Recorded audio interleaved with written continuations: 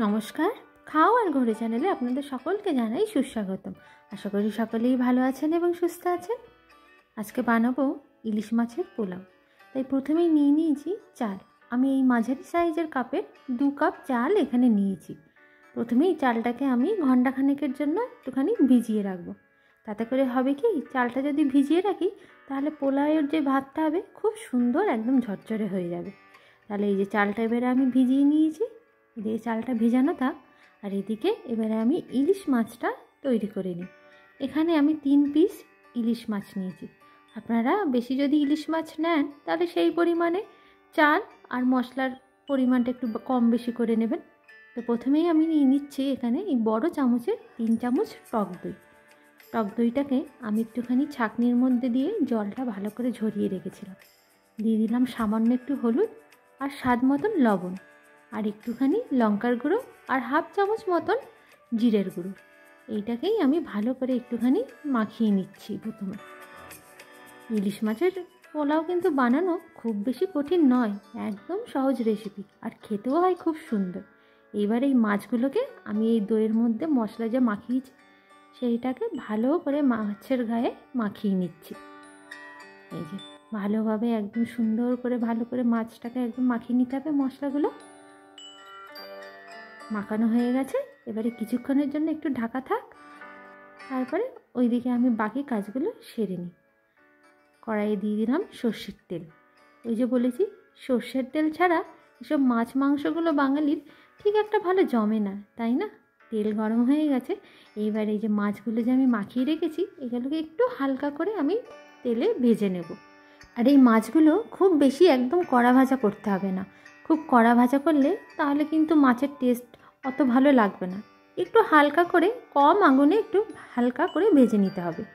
তো এইবারে একটা সাইড আমি উল্টিয়ে দিচ্ছি। এই যে দেখেছেন, একদম হালকা করে কিন্তু ভেজেছি।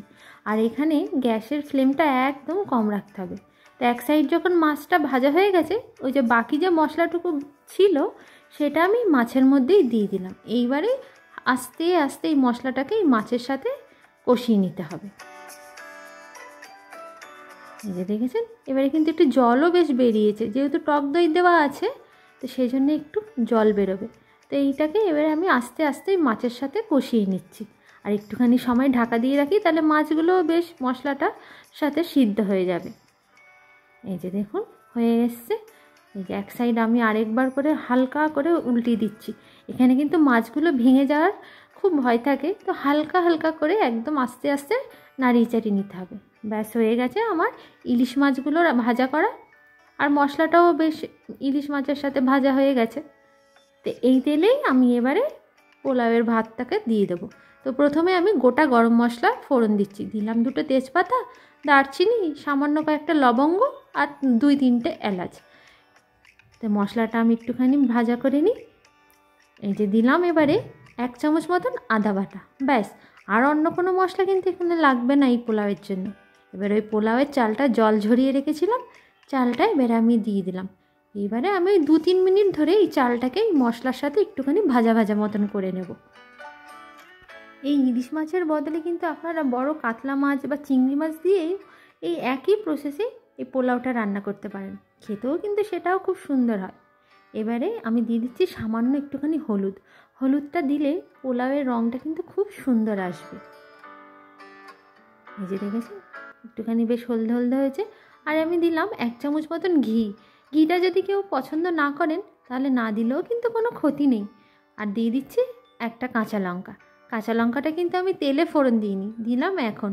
তাহলে ওই কাঁচা লঙ্কার একটা বেশ সুন্দর একটা গন্ধ আসে না, সেই গন্ধটা বেশ থাকবেই চালের মধ্যে। এবারে চালটা বেশ ভাজা ভাজা হয়ে গেছে। এবার আমি দিয়ে দিচ্ছি জল। আমি এখানে এই কাপের পরিমাণেই 2 কাপ চাল নিয়েছিলাম, দিয়ে দিলাম আমি তার ডবল মানে 4 কাপ জল। আপনারা যেই পরিমাণে চালটা নেবেন তার ডবল জলটা দেবেন। আর খেয়াল রাখবেন, যেই পাত্রটা দিয়ে আপনারা চালটা মাপবেন ঠিক সেই পাত্রের মাপেই জলটা দেবেন, তাহলে পোলাওয়ের চালটা একদম ঝরঝরে হবে। দিয়ে দিচ্ছি এবারে আমি স্বাদ মতন লবণ। ব্যাস, এবারে একটুখানি নাড়াচাড়া করে নিয়ে তারপর ওই 10 মিনিটের মতন মিডিয়াম আঁচে আমি এটাকে ঢাকা দিয়ে রাখবো। তো এই 10 মিনিট মতন ঢাকা দেওয়া থাক। আর এই যে এই দেখুন, দেখেছেন, কুল হায়দ্রাবাদে বলেছি না, কলকাতার থেকে এখানে মরশুমি ফলগুলো একটু আগেই ওঠে। মোটামুটি এখানে যখন আমরা মরশুমি ফলগুলো শেষ হয়ে যায় তখন কলকাতায় সেগুলো সবেমাত্র বাজারে আসে। ছোটোবেলায় তো শুনতাম সরস্বতী পূজার আগে কুল খেতে নেই, কিন্তু কি করব, এখন তো এখানে এই সময় কুলটা উঠে যায়, তাই সরস্বতী পুজোর সময় এখানে তো আর পাওয়া যায় না, তাই পেয়ে নিই আর খাওয়াও হয়ে যায়। এখন আর ওইসব মানা চললে হয়? তাহলে তো পাওয়াই যাবে না। এই বড়ো কুলগুলো তো নারকেলি কুল, আর ছোটোগুলো একটু ওই টক মিষ্টি মেশানো। তো এই দিকে হয়ে গেছে 10 মিনিট মতন। এই যে ঢাকাটা সরিয়ে দেখেছেন চালগুলো একদম সুন্দরভাবে ফুটে গেছে, আর জলটাও কিন্তু একদম বেশ একটু শুকিয়ে এসেছে। তো এখন যতটুকু জল আছে ততটুকুতে বাকি চালটুকু একদম সুন্দরভাবে ঝরঝরে হয়ে যাবে। তো আমি এবার একটুখানি নাড়াচাড়া করে নিচ্ছি। নাড়াচাড়া করে তারপর আমি এবারে মাছগুলোকে দিয়ে দেব। খুব সহজেই কিন্তু পোলাওটা হয়ে যায়। আর এই জলের পরিমাণটা ওই যে সবসময় ঠিক রাখবেন, তাহলে একদম চালটা খুব সুন্দরভাবে ঝরঝরে হয়ে যাবে। তো এই যে দেখুন হয়ে গেছে। তো এইবারে আমি একটুখানি মাঝে মাঝে ফাঁকা করে নিয়ে এক একটা করে মাছ এই চালের মধ্যে দিয়ে দিচ্ছি। আর খুব আস্তে আস্তে দিতে হবে মাছগুলোকে, যাতে ভেঙে না যায়। ভেঙে গেলে কিন্তু ভালো লাগবে না। এমনিতেই তো ইলিশ মাছে একটু কাঁটা বেশি থাকে, তো খেয়াল রাখতে হবে যাতে মাছগুলো একটু বেশ গোটা গোটাই থাকে।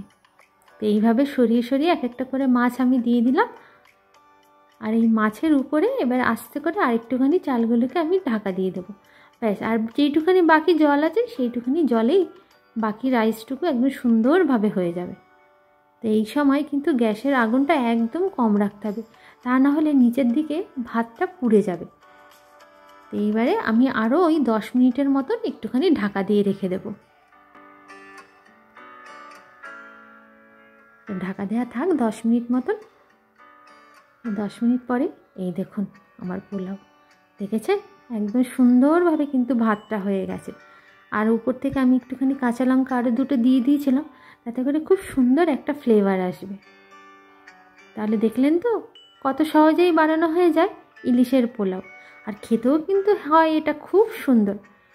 আপনারাও কিন্তু এইভাবে একবার বাড়িতে ইলিশের পোলাও বানিয়ে দেখবেন, খুব সুন্দর লাগে কিন্তু খেতে। আর দেখলেন তো খুব সহজেই রান্নাটিও হয়ে যায় চটজলদি। তাহলে চলুন প্লেটে পরিবেশন করে একবার আপনাদেরকে দেখাই। তো আশা করি আজকের ভিডিওটিও আপনাদের সকলের ভালো লেগেছে। আমার ভিডিওগুলো যদি আপনাদের ভালো লেগে থাকে একটা লাইক করে দেবেন, আর আমার ফেসবুক পেজ খাওয়ার ঘরেও ফলো করতে পারেন। সকলে সুস্থ থাকবেন, ভালো থাকবেন, সাবধানে থাকবেন।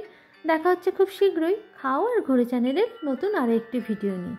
আর কমেন্টে অবশ্যই জানাবেন আমার ভিডিওগুলো আপনাদের কীরকম লাগছে। তাহলে সকলে সুস্থ থাকবেন, সাবধানে থাকবেন, ভালো থাকবেন। মহাবিশ্ব সকলের ভালো করুক এই প্রার্থনা করে আজ তাহলে আসি।